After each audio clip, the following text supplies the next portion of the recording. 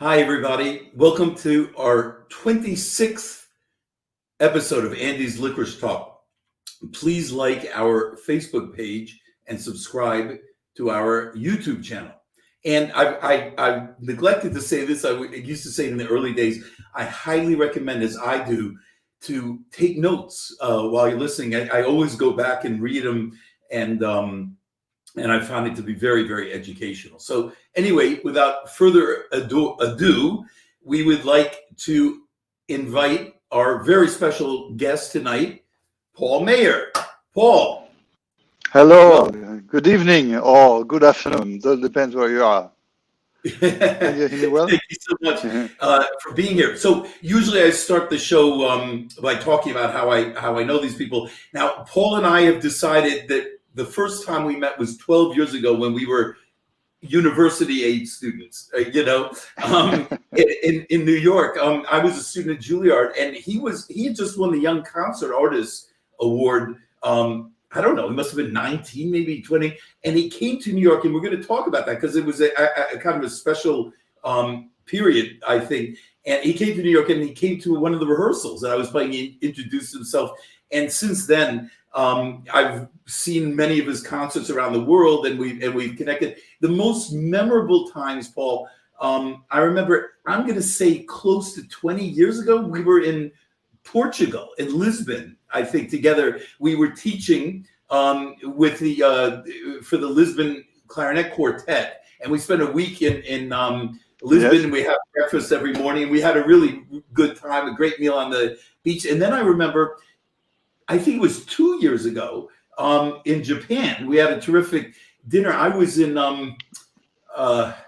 I just forgot where I was, but I was in a music store, and I saw a poster of you coming to play, and maybe it was Nagoya, and I contacted you and say, hey, are you going to be? Well, it turns out you came to Nagoya while I was in Tokyo, but we had a terrific dinner in Tokyo afterwards. So anyway, it's great to catch up with you here, and it needs to be said you're in Mannheim, Germany now. Thank you.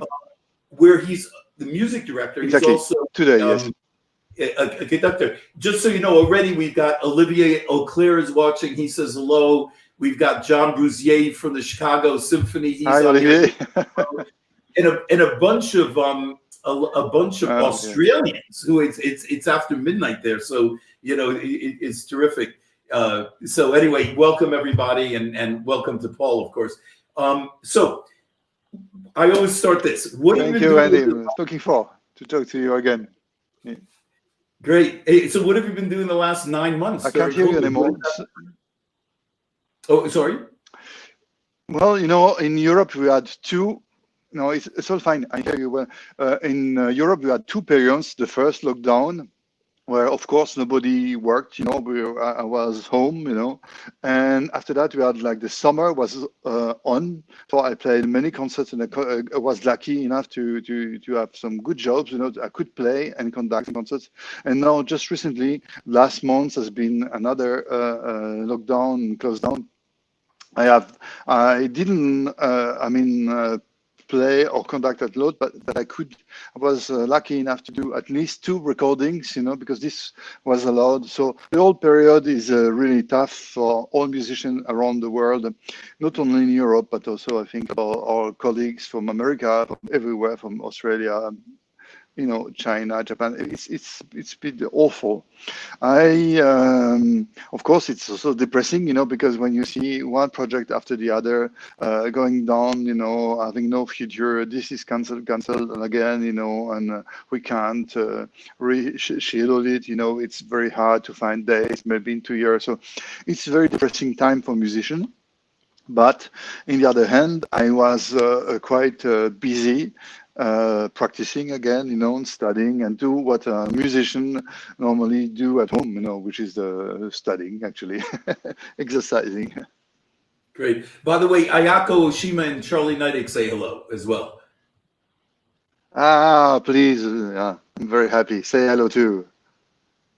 Great. Okay. Oh, I see. I see. It's written down, so it's good. Yeah, Yeah. yeah. Of course. I remember Charles like this last time we did in Ostend. I was happy to conduct his piece, which was terrific, which is a terrific piece. I enjoyed it so much, and kind of difficult. The only one can play is himself. So, hi, Charlie. It's nice to know that you're there. Great. Um, so let's just start from the beginning. Let's talk about your educational background, some of your teachers. As I told you, we love to talk about the old generation, especially that aren't with us anymore, to document it for future musicians or audience members to hear about them. So, you had an incredibly early start and a very successful early career. So I'd like to know, how did you get there so quickly? Who helped you? Well, first, to define the picture, I am born in a small village in the region of France, which is called Alsace. And I started to play the clarinet when I was eight, nine, something like this, And my parents are not musicians, but all my sister and brother, they played music. So I started like any kid, and then after after I went to the conservatoire in my hometown, which is called Mulhouse, in Alsace, and I started to study just normally without thinking that it could be a musician or a professional musician. It was just something that I really liked very much and loved to do. Mainly because it was fun, I always thought to play it's fun, and to play with other people is fun. I just enjoyed this very much. It took me out of the house also, because you played in bands, with people, chamber music, a lot of things. I did that, a lot of activities, and it was how I started my first year. When I was quite young, at the age of 13, I finished like the school, the regional school, and it was clarinet, chamber music, and solfège also. And then 1 year after that, I entered the Paris Conservatory, and I got into this school in Paris. So you were 14? 14, 15, yes, 14 and a half, something, yes, yeah. Right. So who was your teacher before you started there? So I had a wonderful teacher. His name was Henri Sionferrani. He was from France, but he had an Italian name.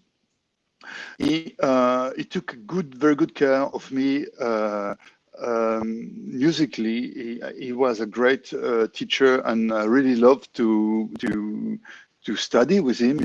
Actually, I cannot say that I was conscious of what he was giving to me or not, but I when I arrived at the Paris Conservatory, I already knew all the repertoire. I mean, almost everything, that includes, Nielsen concerto, all the hard stuff, Tomasi, Spohr, I had played, already.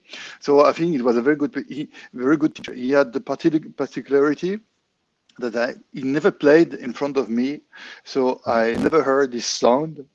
But he was not a clarinet teacher. No, actually, he was a clarinet teacher because he knew all the fingerings and he taught me very well.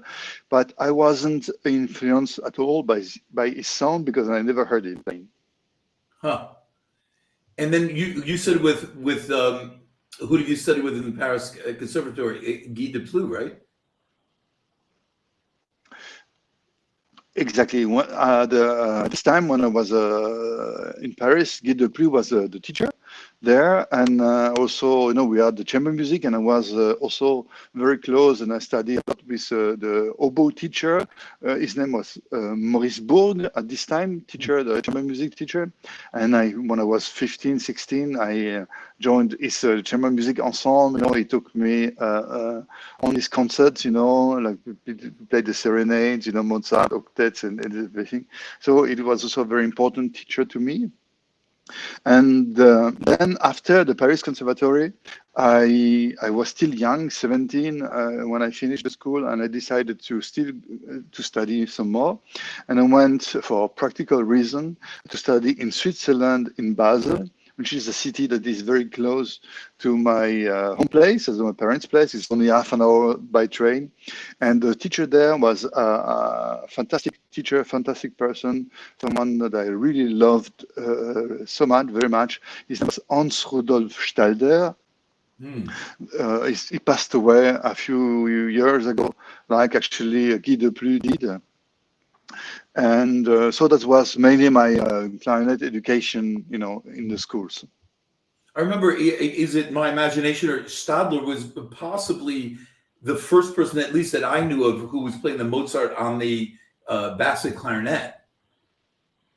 I mean, I remember hearing a recording of him. This must have been in the 70s already, which was quite unusual that he had constructed some kind of basset Yes, clarinet and was already doing it. yeah.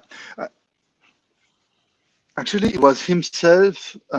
He started himself with a German system clarinet.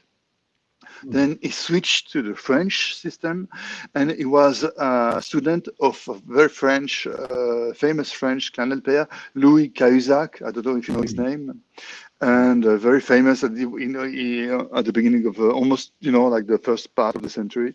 Sure, sure, sure. And he was very interested in also in period instruments. And Hans Rudolf Stader had one of the most amazing collection of clarinets and basseton and stuff.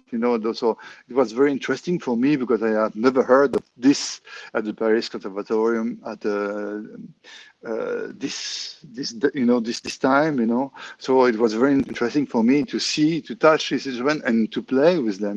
To have a little studying of what the period instrument really is. It was very interesting.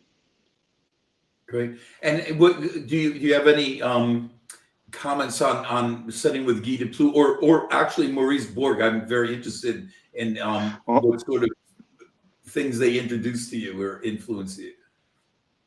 well, Guy Depleux, I have a lot of stories, of course, because I studied with him, and he was a very serious professor, very serious, very talented, very clear, very interesting, also very professional. So it was very interesting for me because he was also a known and a specialist of modern music.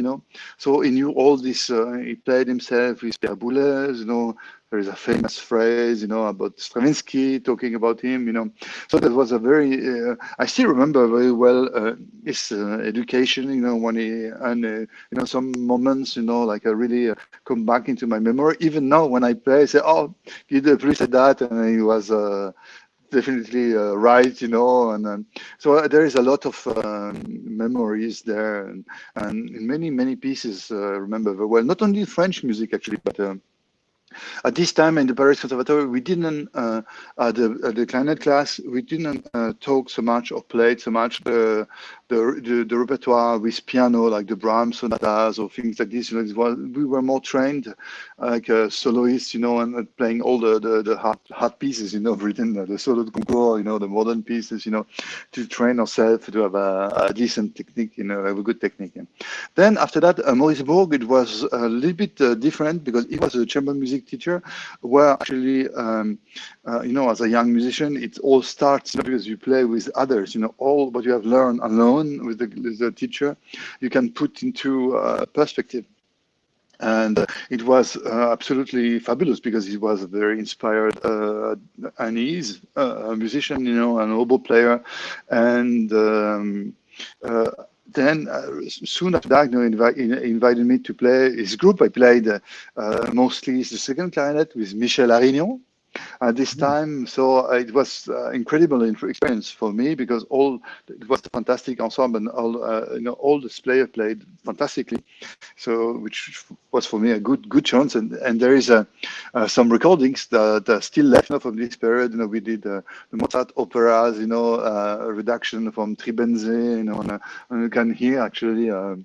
what we did at this moment, and the quality was very good and very inspiring. So when now you got your, you had a brief orchestral career, and again quite young. How old were you when you got your first? Where was it, Lyon, or your very Yes, first? yes. And how old were you? I was 18, right soon after I think I still was studying in Basel, where I did because I had finished my studies, and before that I won actually a competition, like a TV competition, very important. It was Eurovision contest, for young player. It was very famous at this time because it was on primetime TV, in '82. So I was 17 years old, and I got two times on like primetime, on TV. Um, and it was very important. So I already started to play. I was invited to play as a soloist already. I remember, so when I was 17, I got my first, Weber second with the Orchestre de Strasbourg, and Orchestre de Lyon in France, and I went to Baden-Baden, Germany, and also in England. I was invited to play concertos. But also, of course, for I wanted to. I needed also to get a job, because my parents couldn't support me forever, or I was already making a little bit of money by playing, like as I say, German music concert there and there, but not enough, and so I decided to not to play for this audition. My first job was Opéra de Lyon, but I didn't stay for very long there. I stayed only. I mean, I got the audition, and the orchestra was new. And in September '83, we started there the first week, and then there was another audition, and at the Ensemble Intercontemporain there. Hmm. And then what? You joined that ensemble? Yeah, then it was a funny thing, I played with this, and Boulez was there, Peter Udvers, and there was another clarinetist, and I played, and Boulez and Udvers, they wanted to have me in, and so they asked, say, you are going to go, you can have the job, and even share the first year with another clarinet player, and then we see if you like it, etc. So this I did for a few months, like until the end of the season, and in May '84, I think I got the position. Also, there was another audition. I got the position at the Opera in Paris. Yeah, yes, at the opera. Now you were there with Philippe Couper, Michel Arignon. They were in the section, weren't they? When you joined the opera? Yeah, exactly. Yes, there were, at this time there was like two teams, two different orchestras playing in the opera, and so we were dispatched in two different setup. I was more with an older person, Maurice Gabert. I don't know if you heard of him. He was a fantastic, very very French clarinet player. He made actually a very nice recording of the Jean Français concerto.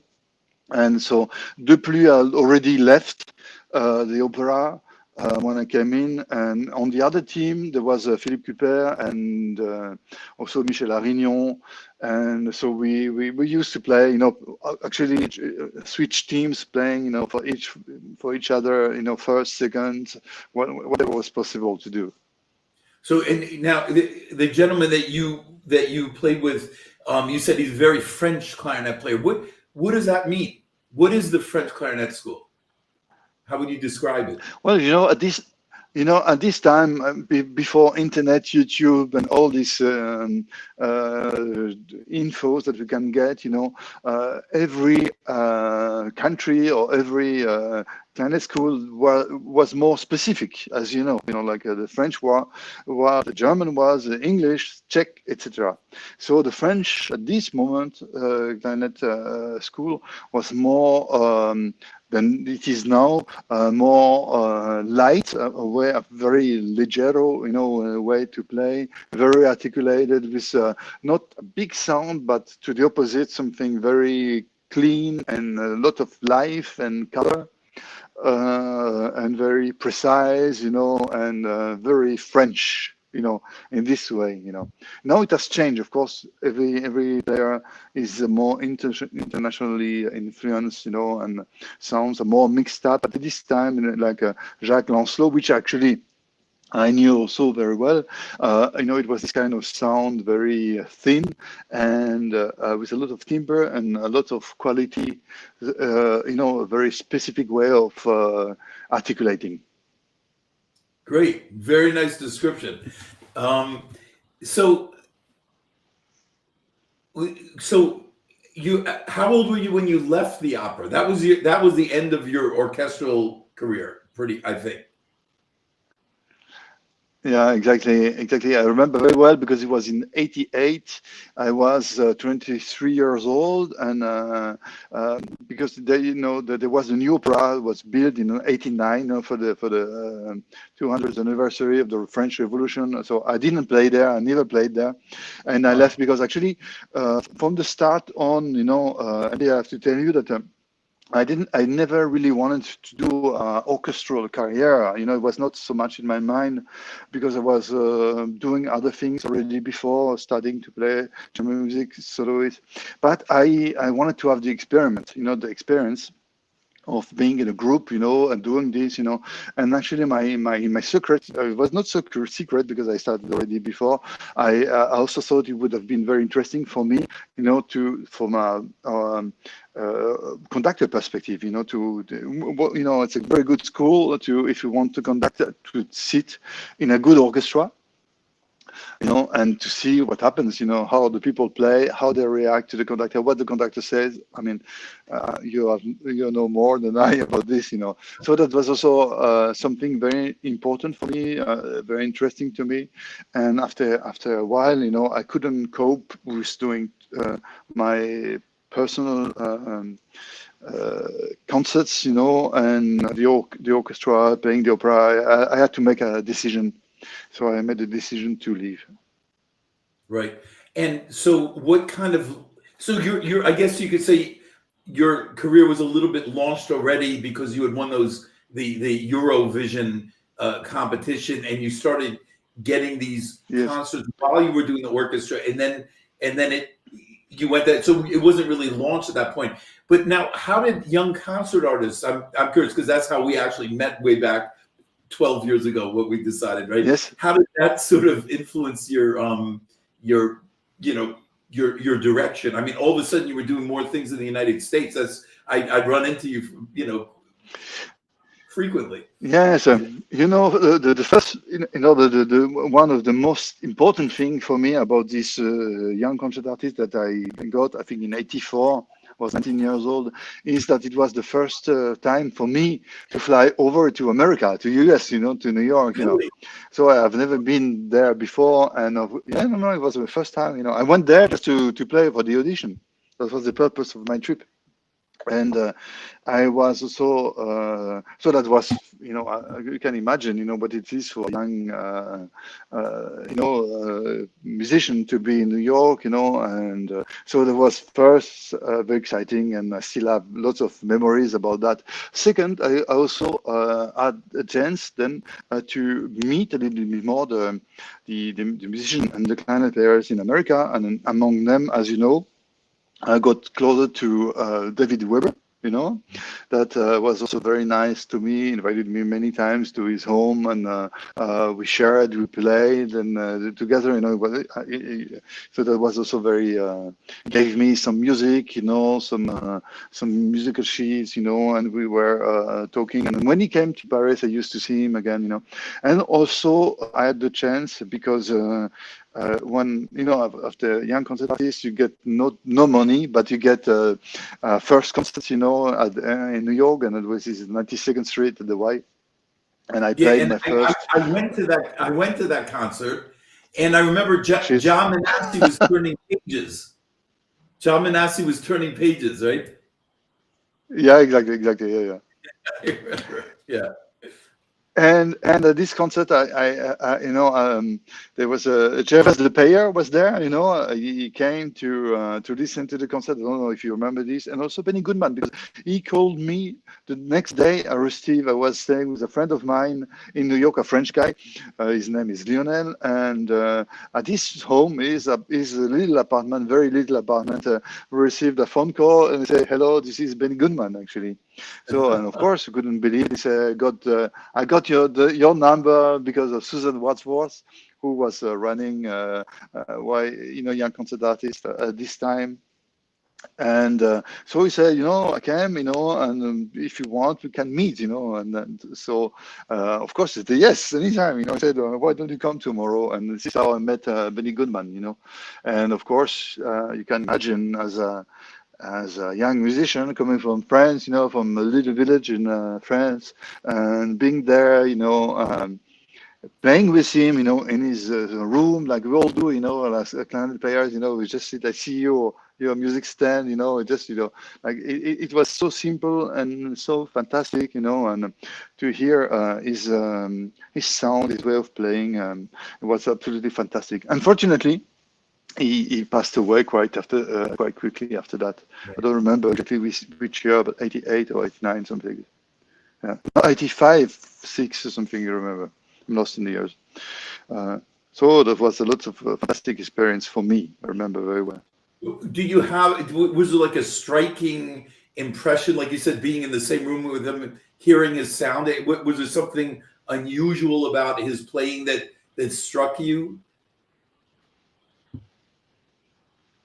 Well, first I always adored his sound, and his way of playing, his flexibility, and but not only in the jazz, but also in his other recordings like the Mozart Concerto, or of course Copland, and many other things, and Bartok.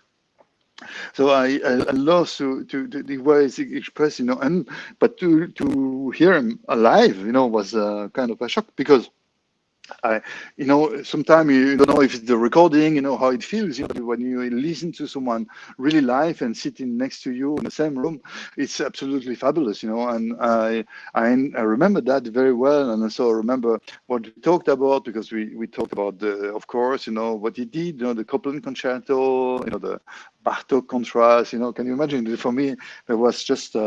It's like music is history, Suddenly I was talking to him, and also it was very nice, and I think it was a key moment in my own playing as a clarinet player, because he really encouraged me. He said, "You play well enough. Really follow your own voice. Follow your own path. Do what you think is good. You don't have to be influenced by this or this teacher or this way of this. That's the way people play now." I say, do exactly what you want, and go for it, And when this advice comes from someone like Billy Goodman, you better think of it twice, So I was very happy about that, and still, gives me some today some strengths, about my playing, and when I'm hesitating about doing things, So that was absolutely fantastic encouragement. We had a couple of weeks ago, we had Paquito de Rivera on, jazz player, and he Yes, said, and I asked him if he ever met Benny I Goodman, know and him. he said, yeah, Benny Goodman said he liked him because he never tried to imitate him, meaning Benny Goodman. In other words, most of the clarinet players he Yeah, met were all trying to sound like him, especially the jazzers, but he actually admired the fact that he wasn't trying to sound like him. And of course, Paquito responded, "You're wrong. I've been trying to imitate you my whole life, but I haven't been able to achieve it." But it's yeah. similar But advice anyway. maybe not maybe Yeah, not so imitating the sound, but for sure, we can get a lot of inspiration by someone like this. His easiness, the way he phrased, and the beauty of his tone and flexibility, just fantastic for sure. right, influence rather than copy. Great. So just before we go on, Lorenzo, are you there? come on for a second. Hi. Hi, Lorenzo. Okay, Hi. our wonderful, Hello, our wonderful Lorenzo. techie guy, terrific bass clarinetist. He's at home today, and Merry Christmas, everybody. You can see the light. But anyway, Lorenzo, before we get to the next topic, why don't you tell us how you first met Paul? And this is a segue. I met Paul Meyer 14 years ago. I made the calculation, and it was actually the beginning of my career, because 1 year later I would win a job in Teatro Real in Spain, in Madrid. So it was one of the first experience I would do in orchestra, and it was in near Florence, a town called the Prato. And there's a very nice orchestra, chamber orchestra called Camerata di Prato, and they called me last minute to go there and play. And then when I went there, I discovered that Paul Meyer was conducting and was playing Mozart Clarinet Concerto. In program was also the Le Tombeau de Couperin and something else, but I was there only for Tombeau de Couperin, which is I remember very well. It was le Tombeau de Couperin and Le Bœuf sur le Toit from Darius Milhaud. Yeah. I remember well. True. Yes. So, Lorenzo, I love your accent. I love your accent, but I have to admit that when Paul says these French names, it you know, it's a little more impressive. I try my best. Okay. Ecco. So anyway, I just want to tell everyone we're gonna have a little segment, 10 minutes when we're done with Paul. That we're gonna have a 10-minute interview with Lorenzo, because some people have been writing in. They say, look, we love the show and everything, but not all of us are going to be the next Paul Meyer or the next principal clarinetist of the Berlin Phil or whatever. And we want to hear a little bit. First of all, we know Lorenzo's terrific bass clarinet play, but we want to hear a little bit more about what it's like playing all the instruments and all the chairs and sitting in the section and all this kind of stuff. So we have a very quick interview with him after Paul. So we just wanted to bring this on. So Lorenzo, we'll see you a little bit later. Thank you. See you later. Okay. Bye-bye. So Paul, now I'm going to Yes. ask you, how did you get into the conducting side of things? What launched that? Sorry, can you ask again, because I couldn't get it. So how all of a sudden did you start getting conducting this side of your career? How did this come about? You were in the Paris Opera. You started doing solos. And now you're a music director in Mannheim. We're talking to you. Well, you know, it was very funny, because last week I went to see my parents, and my father is quite old, and he told me about that. For me, when I was a kid, very young, as I told you, I didn't imagine to be a clarinet player, because I didn't even know it was possible to be a professional, clarinet player. But we used to go to the concerts, in my hometown, and I was always so interested about the conductor, and I think when I was 12, 13 years old, I was already told some friends, people I still know from this period, that, I really wanted to conduct, and this will be my my future activity. In a way, I didn't succeed, because the clarinet took over, and I was, in a way, perhaps a little bit successful as a kid, as a young player, and I did this, I follow this step, but it was always in my mind. So when I left the Paris orchestra, Paris Opera Orchestra, I decided to create an orchestra again in my hometown in Alsace, which was named Orchestre de Chambre, Chamber Orchestra of Alsace. And with this orchestra, I started to put program together, invite soloists, and do really, like chamber orchestra work. I remember conducting Schubert Fifth, and lots of, Beethoven, Mozart, all this repertoire that I like so much. And I started like this, and then little by little, I got more and more invitations, and on a regular basis. Invited back, doing this, and people used to know that I was, conducting, as Lorenzo said, it was already a long time ago. So, and after many years of just playing, invited, guest conducting, going from there and there, I was invited once to conduct at Seoul Field Orchestra, where Myung Chung was the principal, the maestro, the music director, and he saw me conducting Roussel Third Symphony and also the Sorcerer Apprentice from Duca and Rack 3 with a fantastic pianist, Nicolas Angers. And he said to me, listen, now I'm starting this new job as music director.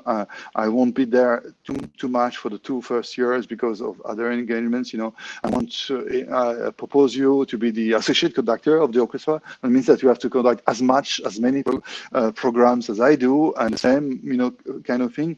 But you have to come on a regular basis, to make the orchestra work and get constant attention to the process of rehearsing and quality things. So that's how I started actually more to conduct. So I got for 3 or almost 4 years. I went there. At least 8-9 weeks a year, conducting lots of programs, and also so that also got me the chance to conduct, Tokyo Philharmonic, Metropolitan Tokyo in Japan, and others, Sapporo, and some very good orchestras there. And after that, I also got, it was very interesting for me but very different. After conducting a composer competition in Japan, there was a group, a wind orchestra group. Its name is Kosei, Tokyo Kosei Wind Orchestra. They asked me to be the music director, the principal conductor. So I also did that after that, So that was also very interesting because, how wind, the repertoire. There is not much repertoire, but they do a lot of new repertoire, lots of transcriptions, but also lots of modern pieces, and it's actually excellent to improve your technique, to improve your listening, improve your rehearsing skills. So that was also another thing. And now, since 2 years, I became also the music director, chef dirigent from chamber orchestra in Mannheim, where I'm just actually now, and it's a smaller orchestra with the strings. The winds are sometimes there too, but not on a regular basis. But we do have the winds on the regarding the program, and we do a lot of interesting things, and especially for me because not only I'm interested in modern music but also in classical music, and it's a lot of fun, especially in Mannheim, because as you know, as every clarinet player knows, that's where the clarinet really started actually. Very good. So do you do more clarinet concerts or more conducting nowadays? Well, actually, it's 9 months ago. It's a little difficult. Yeah, exactly. 9 months. Exactly. I used to. Well, it's well, definitely I am more used as a conductor, but sometimes I'm used as a player conductor. Sometimes I do both. It also happens that people, especially nowadays, where it's getting also financially more difficult for many orchestras, and if they have a conductor that can play or a player that can conduct, it's also a good thing, So it happens quite a lot. What I try to do in this case is to share the stage with other soloists. And the last project I had before the second lockdown, 1st November, just at the end of October, I think last day in Germany, I was conducting the Bremen, big German, very important German city, Bremen Philharmoniker, and I was doing some Ligeti and some Schubert Symphony, already a little bit reduced, version. And also I played with the orchestra member, the Mozart Sinfonia Concertante, the clarinet part, with 3 other players, and in order to make it work. So this also happens to me, and it's quite fun, I must say. Great. Could you ever see yourself going completely into conducting and not playing clarinet anymore? Or? Well, I could definitely, but with some restriction. I think I will always practice my instrument, and um, I will try to play to keep going on the chamber music. Of course, the solo repertoire and the chamber music, that would include, in fact, some nice the Mozart concerto that we try to play because it's just so much fun. It's just so beautiful. Just so it brings so. And I remember once, I was talking with Daniel Barenboim, and he told me, "What you should do, just stop. There is so many conductors that can play, and if you can play, why don't you play? Try to keep it. And of course, it takes a lot of time because after two orchestra rehearsal where you're really tired, you still need to practice every day. I mean, Karen, I don't think it's possible. I mean, to play well if you just practice occasionally. It has to be done every day and not only for 10 minutes, So until now, I was able to keep to do it, and I will try to go on for. But who knows what the future will be, if but I also think as a conductor, the contact with the instrument is terribly important, And I know that there's a lot of conductors that having lots of success, they don't feel the desire to play anymore or to touch the instrument, or eventually they feel that the skills, their quality is going down because they have not so much time to practice. And this is of course another perspective, another aspect, and we'll see in time what will happen with that. But I think for my personal feeling, I need the contact, the playing, also. And there's nothing more fun than to conduct an orchestra and then with a colleague, like if you meet in Hong Kong and we play in the afternoon clarinet duets, why not? See what I mean? We didn't have to, Then after career-wise, we see what happened with that.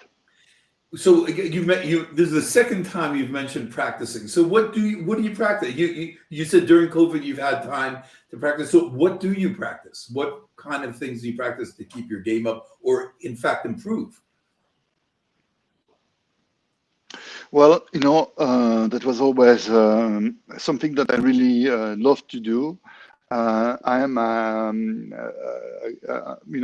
spending a lot of time side reading, learning new stuff, So that includes pieces written for clarinets that I don't know, but also playing anything that goes, on my music stand, like violin pieces, cello pieces, whatever, string quartet, first violin, things, So I play just for the pleasure, for the. Of course, there is also the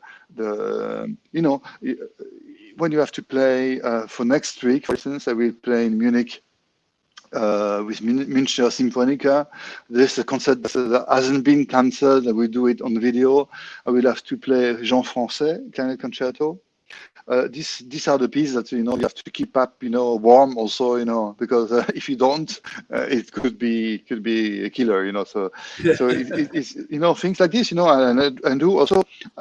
I also, Andy, there is a lot of things that, of course, our repertoire is not big, is huge like the violins, and we have great pieces, But there is also a lot of things that are unknown, and now thanks to IMSLP and thanks to internet, we can get a lot of music, and play and study a lot of things, different music, and which I love to do, That's one part. The other part is also, I think exercising. It's fun to, I think every instrumentalist, I guess. Perhaps you do so too, but you have to play scales, you have to play studies, move your fingers, move everything, keep it in motion, and there is always, I think every player, at least I feel, there is always something you want to do better, you want to reach a better quality, be playing with more ease, with more different sound, there's always something to try to get to catch. Great. Wow. So you mentioned Benny Goodman, you mentioned David Weber, Guy Plout, fantastic. Now I've noticed, you've played with some really giants who are no longer with us. I know for a fact Jean-Pierre Rampal, you've recorded with him, Rostropovich. Let's start with those two. I mean, what was it like? What did you do? Brahms trio, maybe with Rostropovich? I'm guessing. Yeah, we did Brahms trio and Beethoven trio.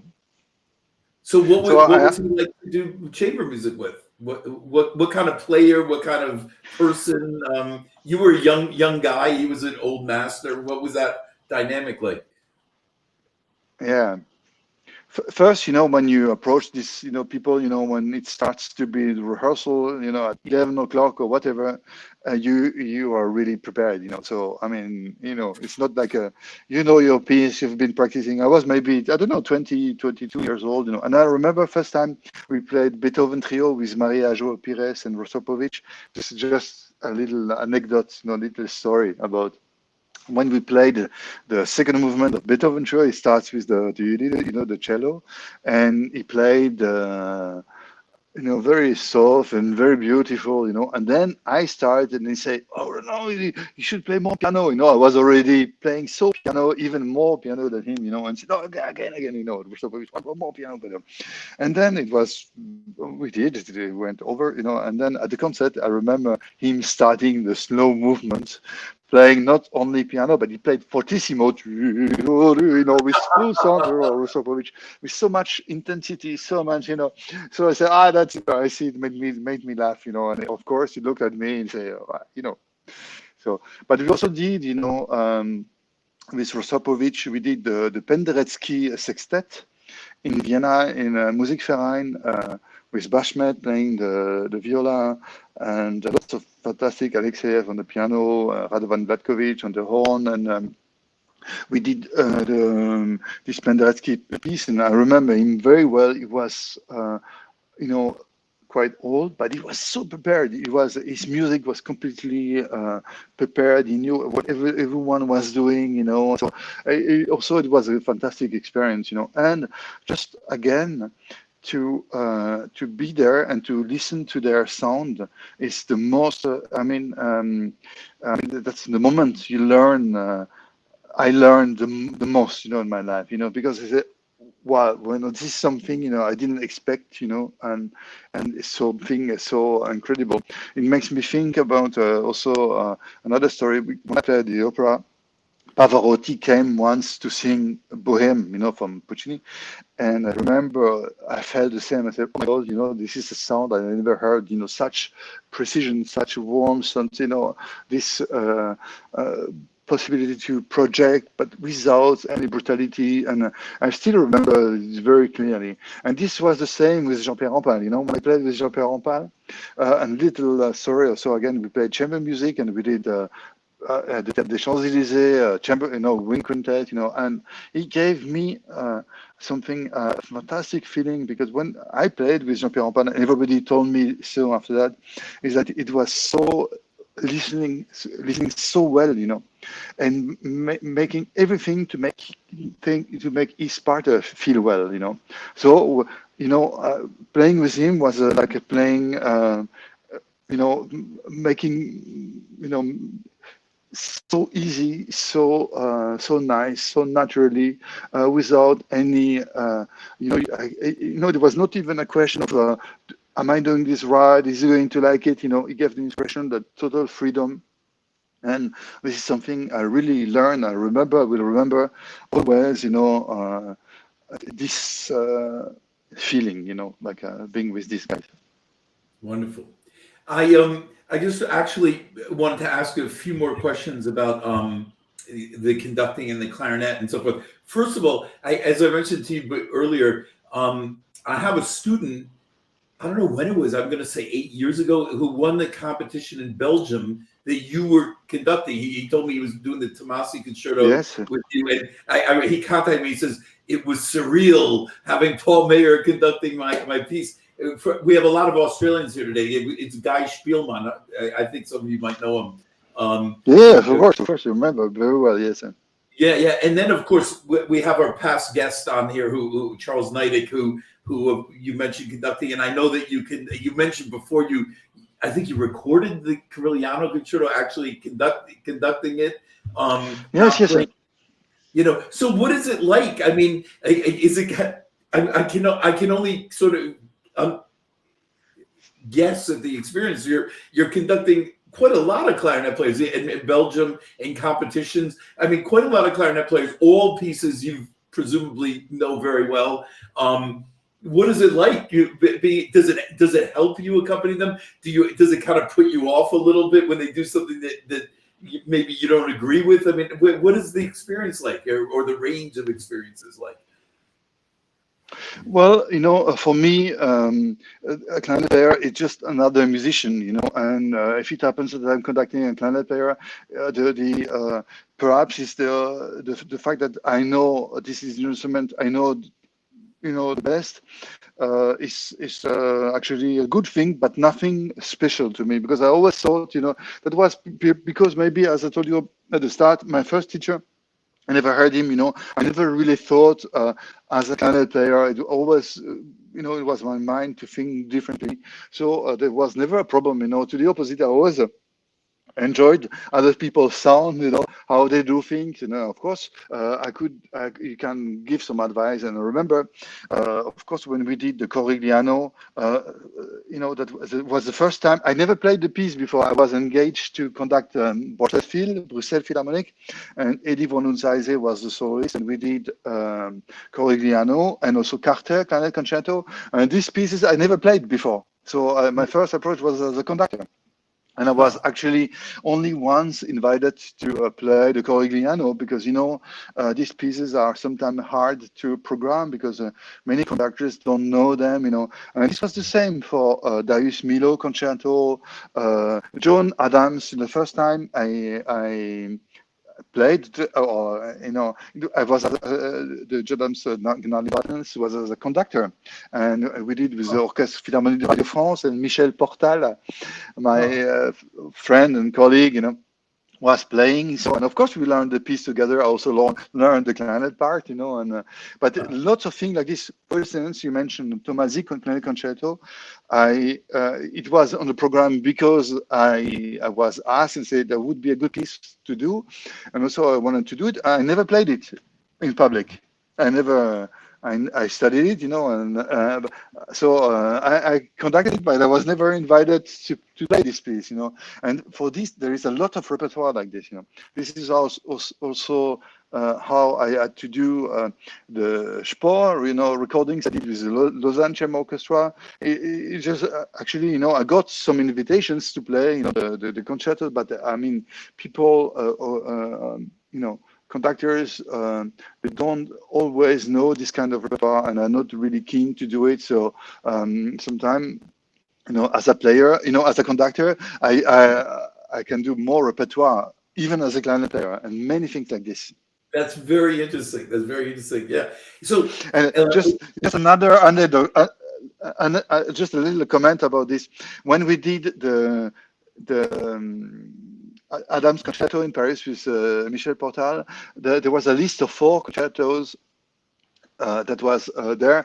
You wanted to do the Hindemith, eventually Darius Milhaud, Adams, and I think Malcolm Arnold. None of these pieces I had played in France myself, but I was able to program them, and we choose Adams, and as a conductor, for me, it was not a problem to do it.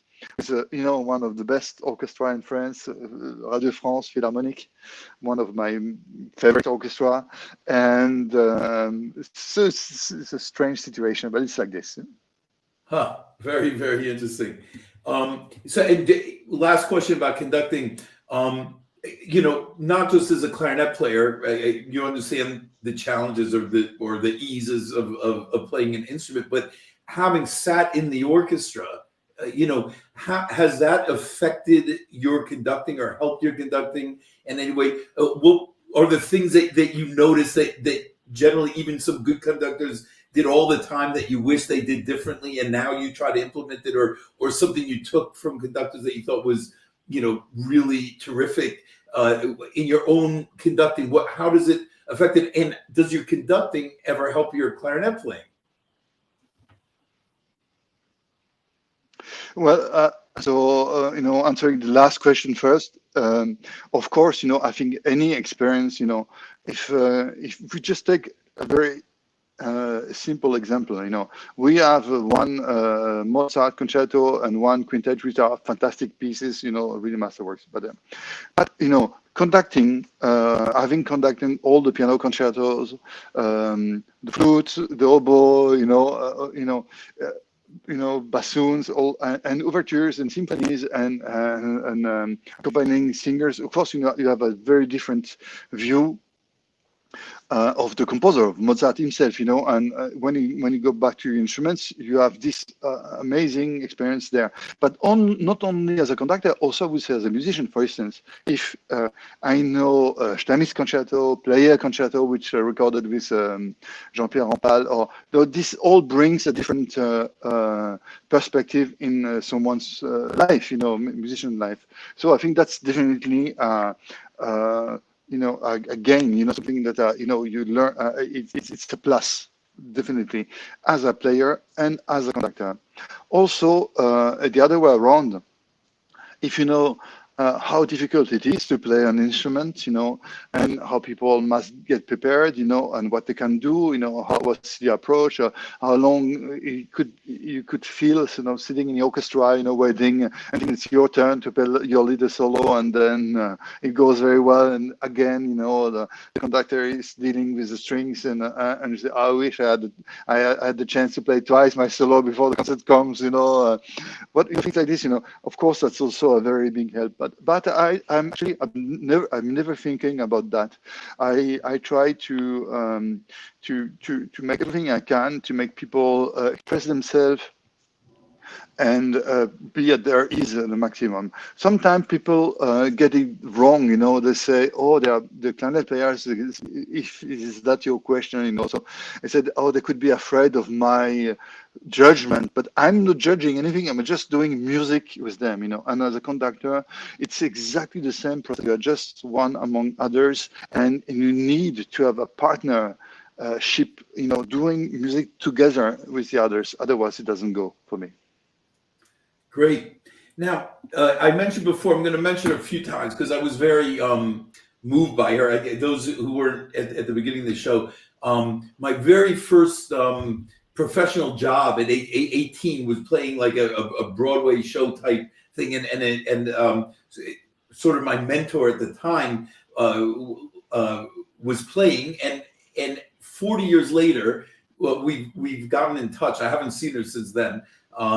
And she became a lawyer, and she's retired now. She wanted to sell her clarinet, but because of these interviews, she's decided to pursue clarinet again. I mean, in a serious way, but in a retired lawyerly way. She's already said hello. She's from Arizona, Laura Schoenfeld, and we've been terribly snobbish on this show, I have to say. When people ask a lot about equipment, sometimes we got into all kinds of controversies with different sponsors and switching.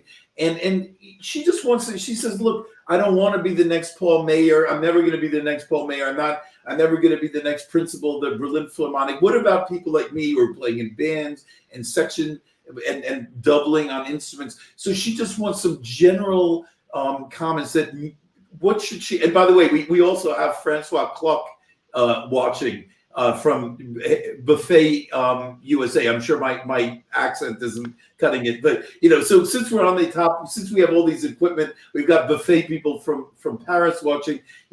What advice would you give to advanced players or non-advanced players on how to? And I know how involved you've been with Buffet in actually developing instruments, even choosing instruments for people. I mean, what advice would you give just someone who loves the instrument, isn't necessarily going to be the next superstar? What are they looking for in reeds, the marriage of ligature and mouthpiece, an instrument?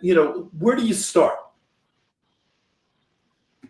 Well, first I want to say that lots of people are asking which instruments, mouthpiece, and it's a clarinet players use. I don't think it's a stupid question. I think it's a very good question because people want, it's normal, it's curiosity, and I'm the same. There is no one clarinet player that I don't know that doesn't want what this one plays, especially if they like their sound. If they don't like the sound, they don't want to know. So, but if you have a little admiration, and I think it's normal to know about. So, to answer first this question, I have no problem at all. Since I'm a kid, I always played Van Doren mouthpieces and reeds.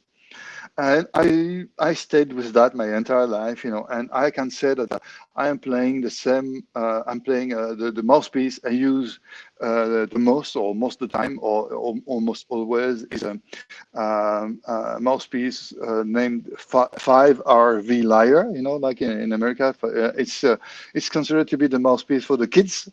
This is why I'm still using it. No, because I think it's a mouthpiece that I like to play on, for what I do and I'm used to. And of course, I change every year. I have another one because they get used, and so that's normal. The reeds, but I've tried everything, what they have, and also from the concurrents, and because I think it's important to know, and I know that what they do now, the B4, BD5 are excellent mouthpiece, but the variety of possibility is there just to help every player to find the best material for the best for each other, for each player. Doesn't mean that one mouthpiece is good for me and it will be good for the others. Could be completely different. This is why there is so many possibilities. Regarding clarinets, I have been playing all my life without any interruption. Also, buffet crampon clarinet, and I started with as a kid in the first months with a old branch of Yvette and Schaeffer. That was a very old clarinet, a factory that used to work with buffet crampon. But yeah, exactly. After that, I always used buffet clarinet from BC20 going to RC.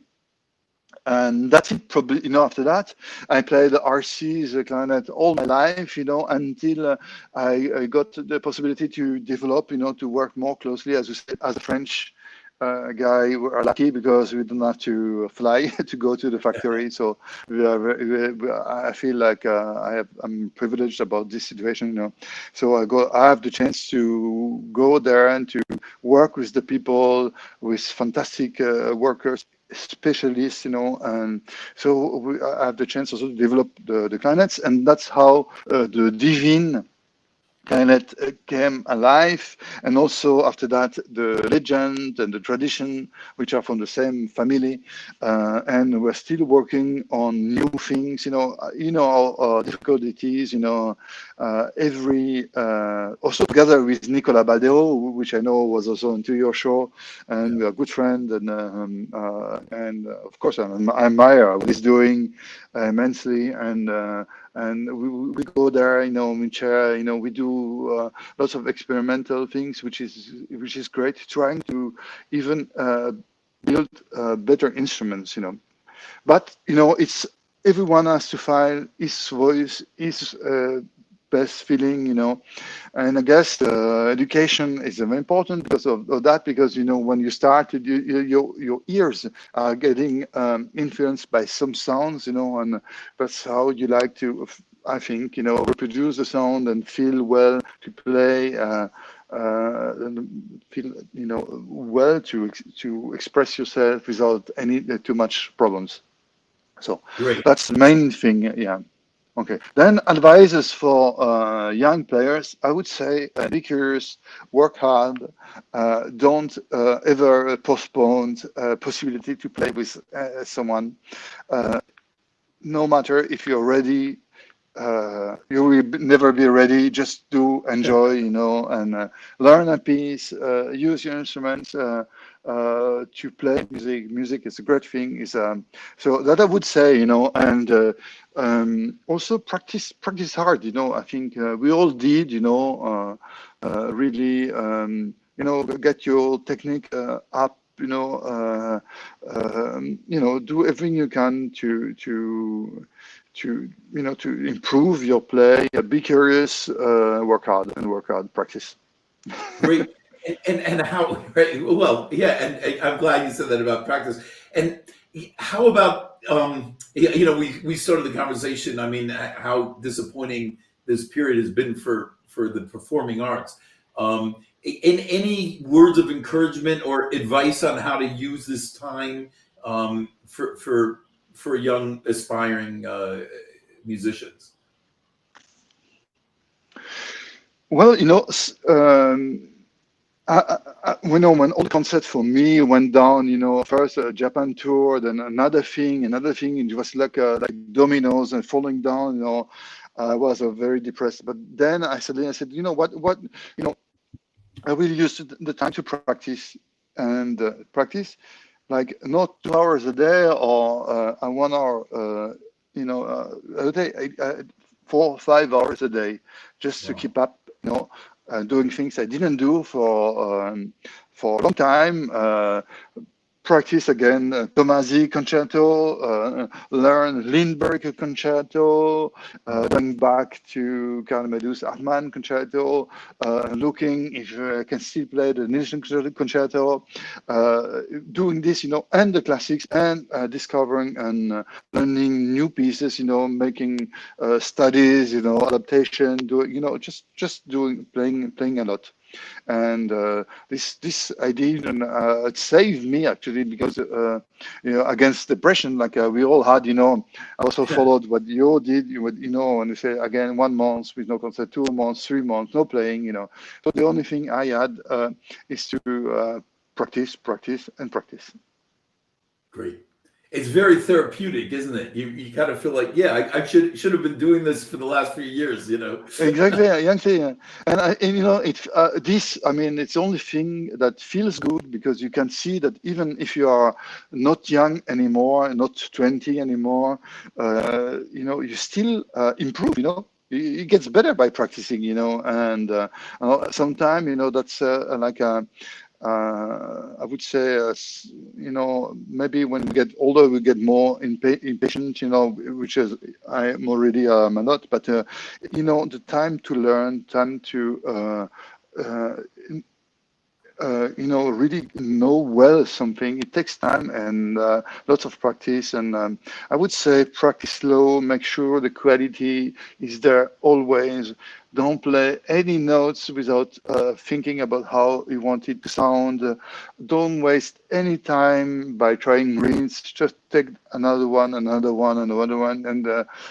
just do work on the music and or being better on the music you want to play. This kind of advice. Use your metronome all the time. Play slowly. What you cannot play slow, you can't play fast.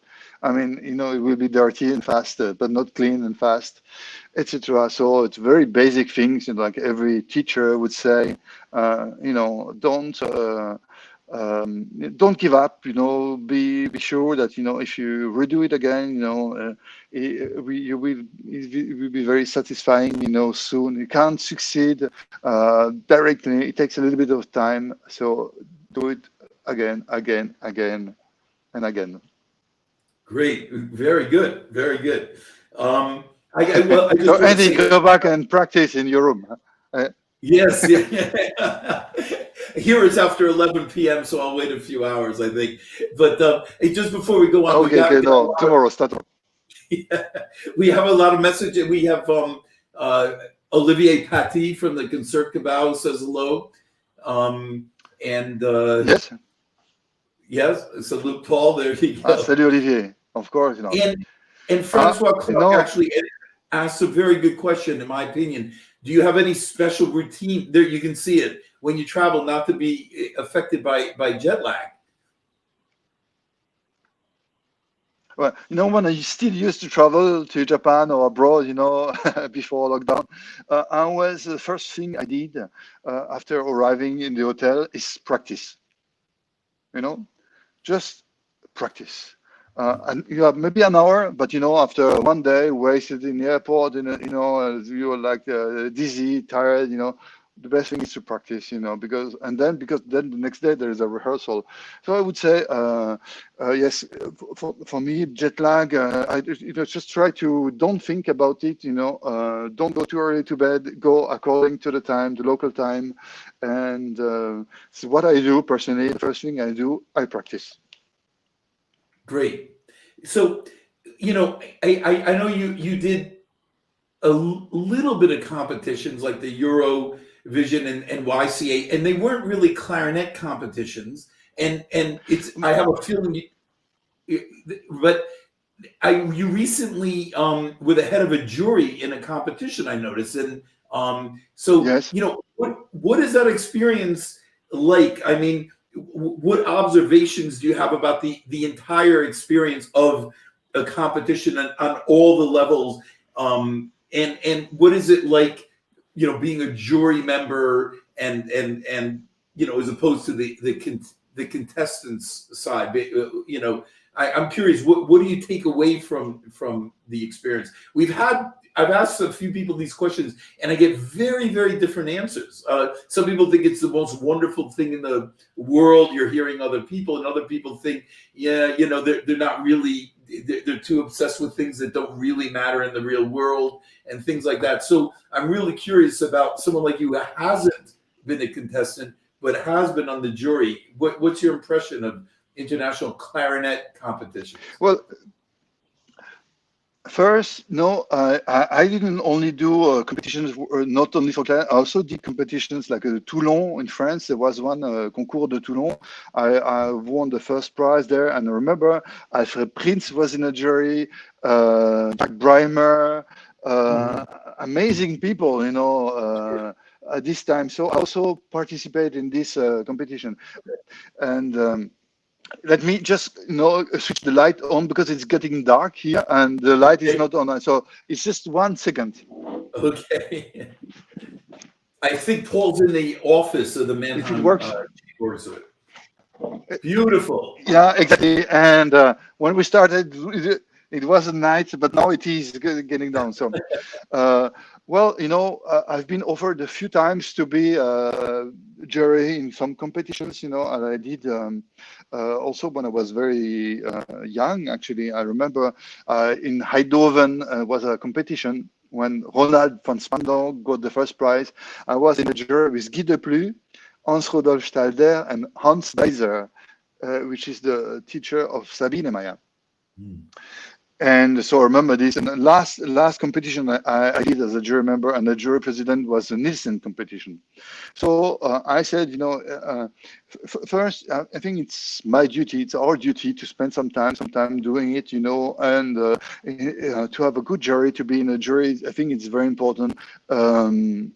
It's good for the future, and first, it's very instructive, when you listen to so many good players. And how you see also how every jury member reacts about what they heard, how they catch it. It's very very interesting for everyone, actually, not only because your voices count, but to see what people feel, how various so much variety that there can be about someone's playing, so that's, I think it's fantastic. And after that, I just regret one thing, that nowadays, for competition, I think it would be a chance for us for clarinet players to develop the repertoire. And unfortunately, many competitions, and that was also the case in Nielsen, because we've been encouraged to play the main repertoire, which has always the same pieces, and that's a little bit, I think, not so good, because it would be better, to push the younger players to play the new concertos, new pieces, and there are lots of them. As you know, our repertoire is really, really good, and so that's and big, so that's I think it's very important for me. I also like what is interesting, of course, is sometimes the chance to get people that are playing the same instrument as you, and that you really don't know, or not so well, like in Nielsen competition. I invited Michael Collins, for instance, as a jury member, and it was fantastic to really spend time with him, to know him more, and that's also a chance. So if you sit in the jury, and also I think for me, I think I will talk for every client players, but it's good to follow up what the younger generation is doing and how they play, how it develops. What are their goals, what they like, what they don't. What's the center of interest. It's very interesting. No, that's a very good perspective. Usually, when I'm asking these questions, they're talking about it from the contestant's point of view, but it sounds like you get quite a lot out of being a jury member. Yes, because it's always a good moment to learn to see what how people, what they do, what's their influence, also what because how they are taught, how what how they play in America, what is this teacher I must say that now. Nowadays, and Lorenzo would not be against what I say, but there is such a great influence from a player from Italy, Spain, Portugal, in Europe, and it's very important. So, for instance, competitions are also good for that, so that you can actually hear them. It's a good podium for everyone. Not only these kind of players are getting the jobs and the good jobs, which is fantastic for them. But it shows that that they have learned so much. Also, what they have so much to give, and so I find that very interesting. Great. So, I've been, as I said, we did teach together in Lisbon. I don't know, 20 years ago or something. But Yes. sorry, you get very upset when I say that. But no, I'm just kidding. I know. But I've never gotten a handle on your teaching side. I've never grasped it. I know that you've done seminars like that. I know students I've taught I've taught maths classes in Australia who have gone to study with you, for a week, just 2 or 3 of you doing things. But you've never really had a full-time teaching job, or do you have some private students that are regular? What about this side to your music? Well, first, I actually never got a teaching job. Actually, in the Paris Conservatory, there was an opening. I didn't get it. Also, I was invited several times to be a teacher. Eventually, to audition for teaching jobs in Germany, but it didn't work, and for many reasons, for many reasons. So I never. Really had a position, also I must say that to have like a very important position takes a lot of time, and maybe it was not so easy to deal with that, with other things I wanted to do. And now actually I am there is in Paris there's a conservatoire called CRA. It's number 3 in France. And I have 4 or 5 students of clarinet each year. And sometimes they can be before entering the Paris Conservatoire, which is the case this year, and some others are also after. I had some that finished other schools in Europe or in Paris, a little bit older and a high level. So I think that's very interesting, and like to do that. The only thing, that's also a personal feeling that I have. I like to do to help and to meet the people and to be with kind players. But the masterclass system, I don't think it's very helpful for students. Like if you want, half an hour, a little advice, is not exactly teaching what I would say. So on a regular basis, you really have to get involved in some of these developments with the repertoire, with everything, the technical things, and it takes a long time actually to develop, to also influence, to in a good way, to help younger players to get confident, to solve the problems, so they understand also what I'm saying, because it takes a lot of time to realize, and I think this part of of the teaching is very, very interesting. It goes together with the entire picture of being a musician, like of the playing, conducting, teaching, I think it's something I like to do. But again, master classes, sometimes I find it a little bit frustrating on the artistic way, because there's no time actually, see what I mean, to spend with the players just for that. Great. So what I'd like to ask you then is, I mean, I know you've given a lot of master classes around the world, even though it's not your favorite. You do have a teaching studio. You have been judging competitions. I know you've done some of these clarinet seminars that we did together, for example. So what are the kind of general observations that you'll make about young players today through these classes and so forth, and what suggestions would you make? Well, I think that generally speaking, there is a lot of great players. People are playing very well and are very well experienced already. And what I notice is that.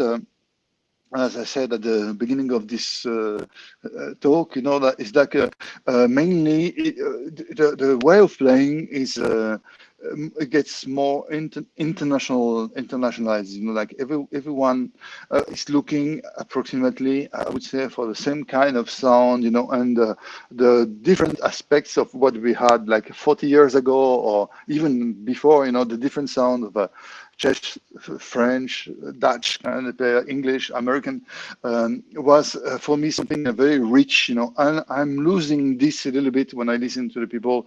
There could be a certain standardization about the sound and also the style, and I think it's nice to have some specific things, and I would encourage the young people to play their own way, to find their own voice, to and don't hesitate to play the way you really feel, and also.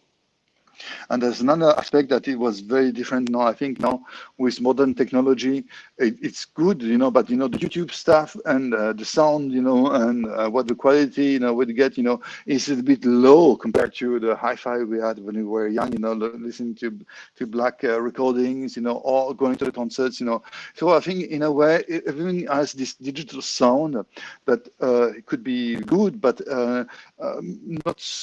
If it's all the same, it's not so much fun, I would say. Interesting. Yeah, the way I've asked quite a few people about the sort of international schools of playing, because in our generation, it was very clear. You'd hear 3 notes on a recording, that was English, French, German, and now it's German. And I've asked people, is that a good or bad thing? At the time, I thought it was a bad thing, and now I kind of miss it. But because I find the equipment is generally more standard, that now the English players are playing on French systems, et cetera, et cetera. The burden now relies on us to make our own sound. It isn't as simple as buy a Boosie and Hawks or a 1010 and sound that way. Now you have to make your own sound. And how wonderful, because back in our day, when you mentioned the people on your jury, from Jack Brimer to whatever you mentioned, Kahuzak earlier, it was very clear. You knew exactly who they were after 3 notes on the instrument. And I agree with you. Nowadays, everything's very pretty and very good, but I miss sometimes those days when you could pick out the player very quickly, Well, the being professional is a very good thing, and we all look for that, as much as you can. But being a professional only is not the ultimate goal. You have to be a musician first, and inspired, And as you said, in the past, it was more difficult to get to learn about what people. So the sound that you produce was eventually more personal, because there less influence, And I think it's, in a way, it's positive, and I must say, enjoy very much when I hear someone that plays with great quality. in a totally different style, like I used to love, the British sound on Tony Pay, or Leicester, of course, without wanting to imitating at all, but just to say, oh well, this sounds fantastic and it's very interesting, and I think we were lucky to have that at this time. Perhaps now we come back, and we never know. And still, there is a lot of very personal players and very qualified people, very, very qualified, very good players, and I have a lot of admiration for many, many of them. Great. So finally, I mean, you've really given a lot of good points for young people, but I'd like to know, like you gave all these great points, but you're also talking about you did a lot of this when you were young.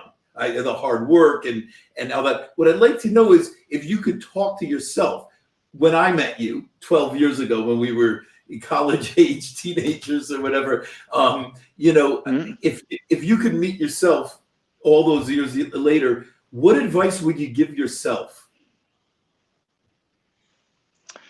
I would say study more. Never think it's you know it. Meet other people, get more influence, do what you want again, but study. But when I mean study is not practice but I would say, do as much as you can. That is, I would say to myself, I would try again.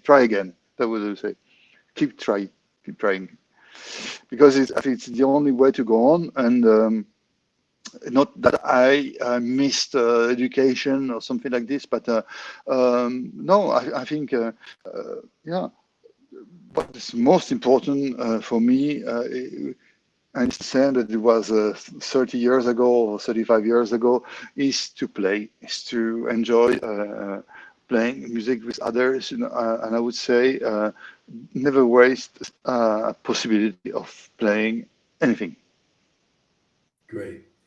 Paul, it was so great to catch up with you. I guess it was almost exactly 2 years ago we had dinner in Tokyo last. So may we have may things get organized in the world, and may we have another dinner in some other fantastic city soon. Well, yes, there's no doubt about that. I have a lot of confidence. It's been a shitty year for everyone. Now, maybe it will be still going on a bit like this, but I hope for not so long. And there's some good signs everywhere. And for sure, there's one thing that is important after that, is that it showed to the people, and musicians among musicians are a little bit more closer, because we are all more concerned about what we do. And also your show and many other initiatives are good because it helps people to be together, to think, and that's, I think, it's very important. We are a family of musicians. That's very important. We have the same passion, and also sometimes the same limits, like this ugly time showed us, so it's very good. And it's well, the Kleine family, Kleine colleagues, it's also a nice family, and I think that's nice. I thank you for your initiative, because I enjoyed it very much, and also I will enjoy to see the interviews or the editing of others that I couldn't see, and I think that was a very interesting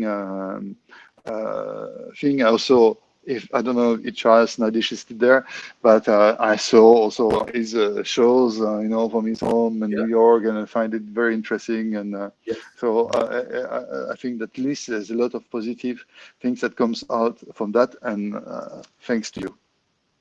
Beautiful. So everyone, don't go away, because we're going to have a 10-minute coda in just a minute, but we're going to say goodbye to Paul, and I look forward to the next time we get to see each other, Paul. All the best. Thank you for coming. It was really, really insightful. Thanks, Kara. Yeah. Okay. Good luck. Take care. Okay, so I'm going to say it for the third time today. My friend Laura Schoenfeld, who I haven't seen in 40 years, who had made the career change to lawyer, who is now retired, was ready to sell her clarinet, started watching the show. She's very interested in in pursuing clarinet again as a serious hobby and so forth. And through the show, she had never heard of Anat Cohen, for example, and now she buys all her CDs and goes to all of her online broadcasts. And she also fell in love with Lorenzo's bass clarinet playing. She was very much a bass clarinetist, when she was a professional, and she watches all of his YouTube videos and everything. So she sent me a few questions, and we're going to accommodate her because her whole thing is we want to hear a little bit more from the section players, and this could help a lot of our audience. So Lorenzo, please come on. Okay, how are you? You've woken up. Good. Very okay. Well. Yeah. So. No, actually, I was paying attention to Paul. Yeah, but not me. Thanks for nothing. Okay, that's for sure. Anyway, we've got Laura Schoenfeld's questions. Here we go. From her. Thank you for your contributions to these weekly clarinet interviews. They have renewed and reaffirmed my love of music, the clarinet and the bass clarinet. As someone that's held several international bass clarinet posts, including opera and symphony, what skill set do you need compared to the other chairs in the orchestra? Okay, so first of all, a bass clarinet run the section. Just saying that. Yeah. Oh, you're telling me. I could have told you that. No, joke apart. Yeah, so as you know, bass clarinet is basically is part of the family of the clarinet, but actually it's another instrument. So you really need to practice as a complete different from instrument from clarinet. We do have often solos like first clarinet, obviously not too long, except for some background stuff. But we always have something in symphonies. So what it requires, basically, you need to be ready to play like a solistic and not like as a third or second clarinet. So it's a little bit more you are always basically on your way, on your own. And also sometimes you also play second clarinet, third clarinet together with the bass. So that's, for me, the most important thing is to have kind of the same equipment in the bass clarinet and in the clarinet. I'm talking about mouthpieces that they have more or less the same opening, so that when you switch, there's not a huge difference, and you can kind of cope. Because said that, there is a huge difference when you change from bass clarinet to clarinet. So you need kind of to have not to have too much different on that. And also, it's extremely important because, for example, I was thinking when I played Verdi, you play some Verdi operas or Puccini, but most Verdi does this. Basically, you play second clarinet, and then at one point you say bass clarinet. You take the bass clarinet, and there is a huge solo of bass clarinet. I'm thinking about Simon Boccanegra or even Aida, actually. And so what I used to do when I was in the opera, I used to play the clarinet part, the last stage of the clarinet part before the solo, the bass clarinet solo, with the bass clarinet. So in order that you get there warmed up, because what's the problem in theaters, especially in Hong Kong, but everywhere, that there is air conditioning. And if you leave the bass clarinet there for 10, 20 minutes and you pick the bass clarinet, it's going to be a 430 or 420.